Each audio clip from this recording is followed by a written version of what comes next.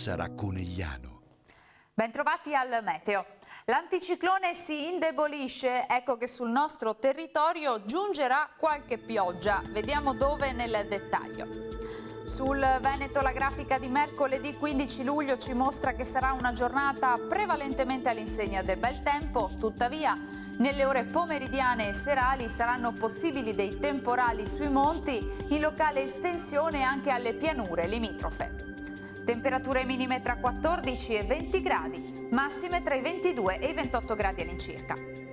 Ci spostiamo ora sul Friuli Venezia Giulia, anche qui avremo un ampio soleggiamento, tuttavia al pomeriggio qualche nube associata a precipitazioni sarà possibile in corrispondenza dei rilievi. Temperature minime fino a 19 gradi, massime sui 24-25 gradi. Infine uno sguardo alla situazione del Trentino Alto Adige. Cambia qui lo scenario perché il tempo sarà spiccatamente instabile con piogge diffuse un po' dappertutto. Andrà meglio a partire dalle ore notturne. Temperature minime sui 15 gradi, valori massimi invece fino a 26 gradi. Dal meteo per ora è tutto, io vi auguro un buon proseguimento in compagnia di Antenna 3.